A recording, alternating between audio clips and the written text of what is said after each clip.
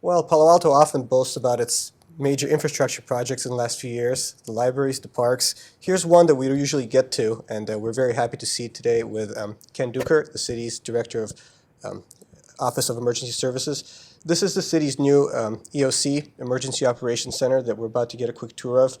And it opened in 2011, and it pretty much gives the city a picture of everything that's happening in Palo Alto at any moment from the emergency services standpoint. So I'm hoping Ken will show us a few of the main features of the EOC and kind of go over the many screens that we have here so we could learn a little bit more about the information that you guys get from these things. Sure. So first of all, thanks for the tour. You're very welcome, and welcome everybody, including our viewers, to the Palo Alto Emergency Operations Center, the EOC as we call it. Mm-hmm. So the wall behind us, just to set us in perspective, is the 911 center. So when people call 911 for an ambulance or a police car, whether on Stanford campus or here in the city of Palo Alto, it goes next door. We are physically and metaphysically the other side of the wall as far as the dispatch center goes. We're keeping an eye on things strategically, and we're staffing normally in here to get ready for a predicted major event, or unfortunately a lot of things that we cannot predict, the so-called no-notice emergency. Obviously right now people are thinking about flooding, as they should. Those of you watching this in summer, maybe not. But if you're watching this anytime this winter, we have some El Nino conditions that are coming our way.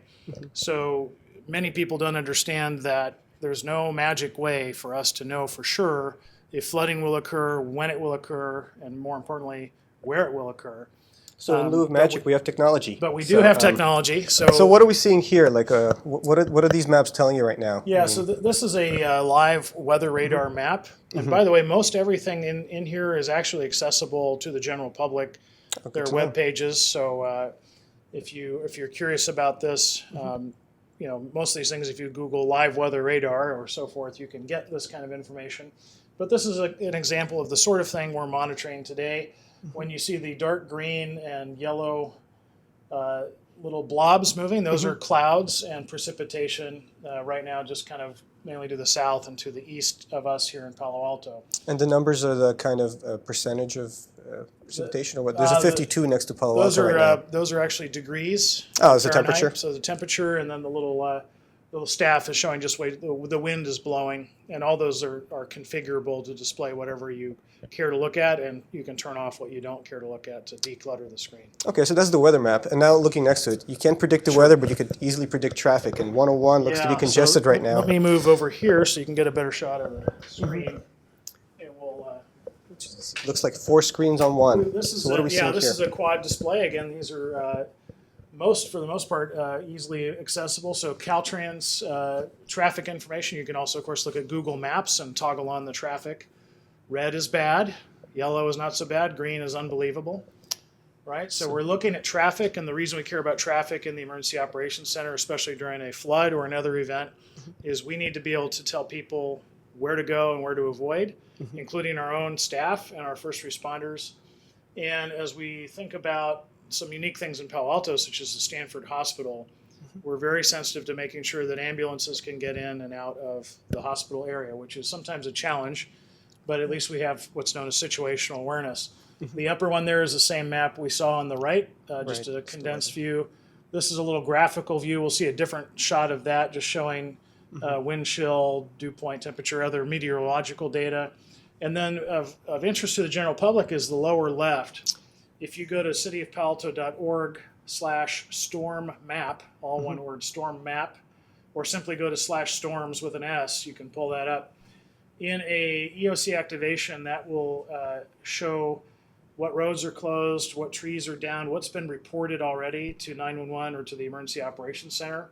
We did that for the first time December 11th of last year, and it was very effective in reducing calls to 911 because people could go there and they say, oh, I wonder if the city already knows that, hey, the tree branch is down at the corner of X and Y Street, and they could look on there and say, oh, it's already been reported. Or conversely, of course, see something that hadn't been reported and give us a call to let us know.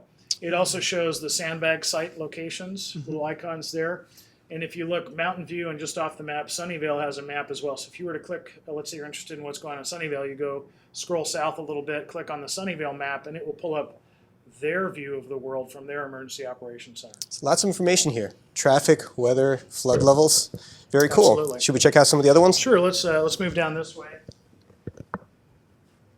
This screen, by the way, is the view of the storms page I just mentioned. So we encourage the general public to take a look at that. In a real EOC activation, this is where our storm experts would sit, and they'd monitor creek levels and things like that we'll see displayed on some of the bigger screens, so we don't need to bother with that.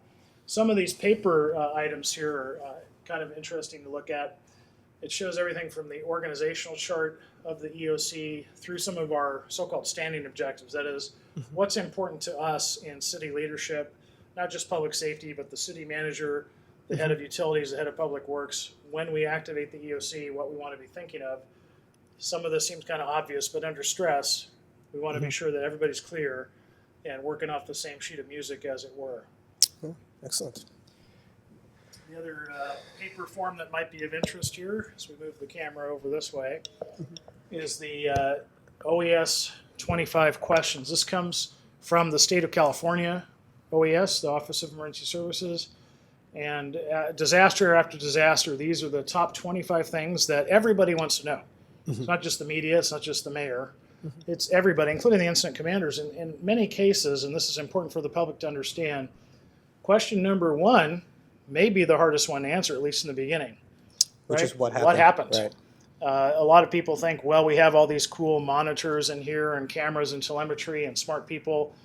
We must know what happened, and for some reason the city is hiding the information. But in many cases, we don't know. San Bruno, many people initially thought that was a jumbo jet crash, the PG&E pipeline explosion, because it was near the airport, and people nearby saw flames everywhere and said, oh my goodness, maybe a plane crash. So even what happened may be ambiguous and take some time to figure out. Right.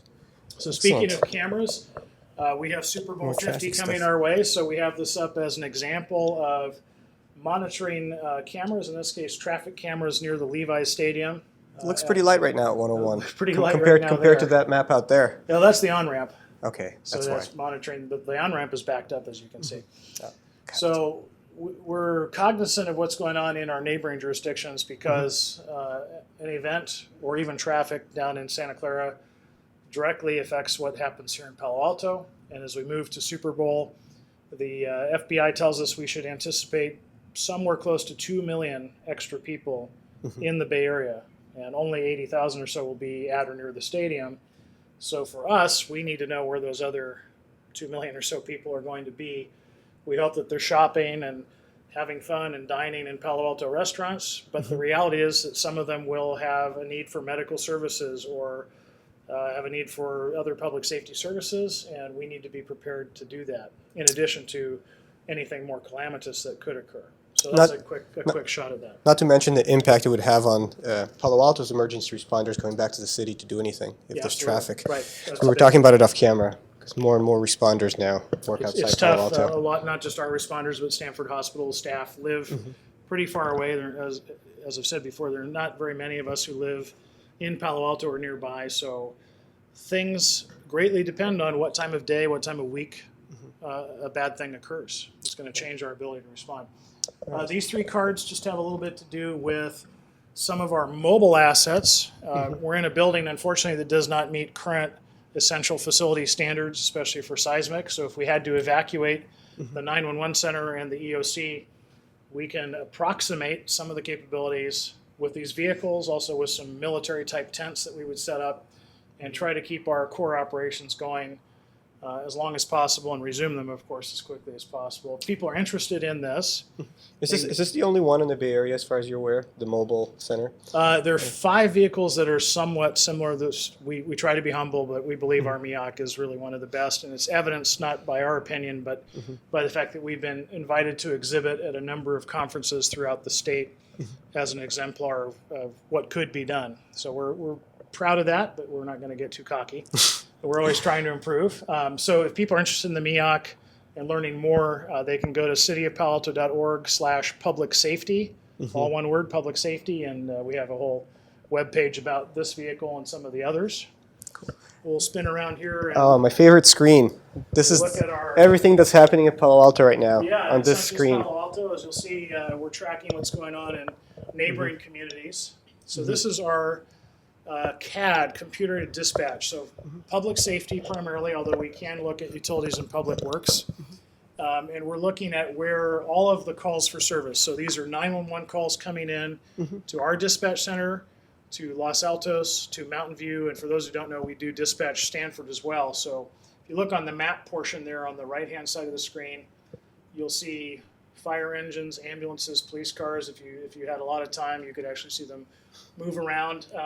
Now, I wanted to ask you too. A layman like myself just sees many, many numbers and different like engines, designations, things like that. Yes. For somebody who could read this stuff, what can you tell me about what's happening in emergency response at 12:28, which is on a Friday right now? Yeah, so this. What kind of calls is the city getting at the moment? It does require some training, and you do need to know some of the arcane codes. The reason we use codes is it's just not possible to put barking dog, right, and write that in big letters. So we have codes not to be sneaky, but as a shorthand. So what's happening? So essentially, every time you see a little icon for a vehicle, and some of them are stacked up on top of each other, either because they're at a fire station together or they're on scene at a call together, those are vehicles.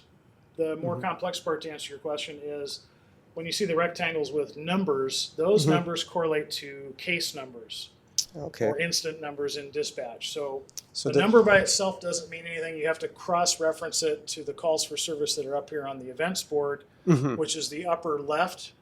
And so we can look at calls. So for example, 415 is the California Penal Code for a public disturbance. So somebody is yelling or jumping up and down near the Castro School in Mountain View. Something. Okay. It could just be kids making too much noise, right? So some of these numbers don't mean anything until you get on scene and you investigate. Some of them are less exciting, like a 1021 is a phone call. So somebody here at the police station, 275 Forest, is on a phone call. Not every phone call gets logged, but if somebody called dispatch and said, I want to speak to Detective Smith, and he's on duty, or Patrol Officer Smith, that will get logged in there in dispatch if he's actually logged in. If I take a phone call, I'm not logged in the system, it doesn't matter. I can have all the phone calls I want. What is the Pally called? 1056, looks like. Yeah, so 1056 is a suicidal threat, unfortunately, right? So something to do with suicide.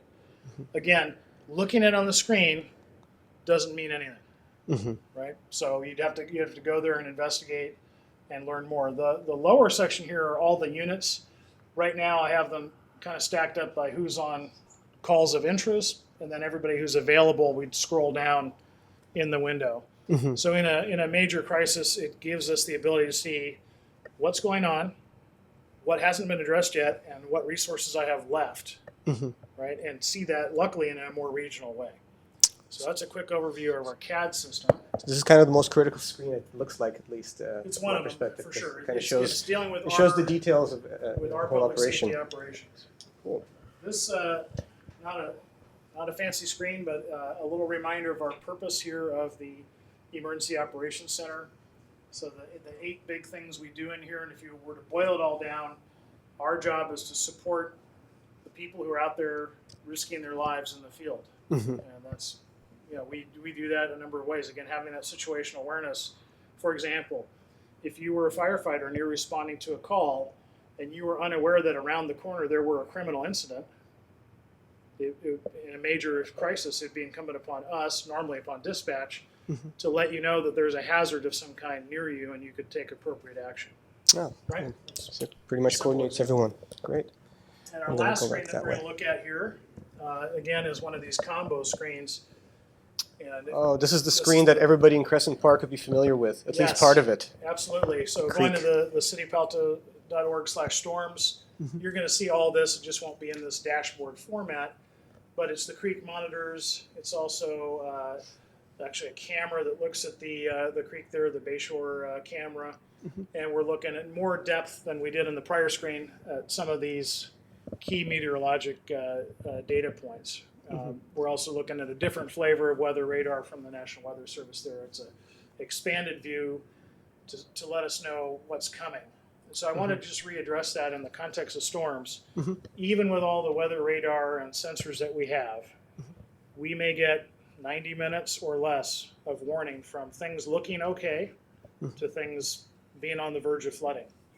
And so what we want to make sure the general public is aware of is that they keep an eye not only on this, but they keep an eye out their window. They talk to their neighbors, and if they feel unsafe, go ahead and leave the area, go stay in a hotel, go stay at a friend's house who's out of the flood zone, if you live in the flood zone in particular. Yeah, so on our drive here, it was raining a little bit, but it looks like levels are perfectly fine right now. We haven't had a major storm. But it looks like West Bayshore Road, the level is higher than on the others. Is that in any way worrying? It's about maybe, what, a third of the way to the Yeah, top? it's just not the worrying routine? at all. You'll see that stuff. So generally when the rain comes down, by the time it gets way down there, which is not usually where the creek breaches, it's Right. more the San Francisco Creek area, so the Chaucer Street area, Pope Chaucer Bridge that people have been concerned about. That is Right. a place where water tends to come out of the creek. The other place is there on Bayshore and flooding onto 101, as well as East Bayshore and somewhat West Bayshore. Right. But you'll see kind of a lag function by the time it gets down there. That's rain that happened maybe 2 or 3 hours ago. So it's limited usefulness Right, if exactly. 90 minutes are a barometer for it requires a lot of head start. interpretation, and unfortunately, there are a lot of things that we cannot measure electronically. Soil saturation is a good example. So right now, the reason most of the creeks are totally dry is that all this rain we just had was absorbed. It's not even going in the creeks. You go to look at the creek, and it's pretty much dry. It's very uninteresting. Whereas if we'd had weeks and weeks of rain leading up to this, you could see pretty giant numbers in there from not a whole lot of watershed rainflow. So it's cool. So the soil is kind of working as a shield for a while until more rain comes in. That's exactly it. Well, very cool. I think that covers all the screens. Well, thank you so much. Really appreciate the coming. tour. It's very interesting. Appreciate it. Have a great day.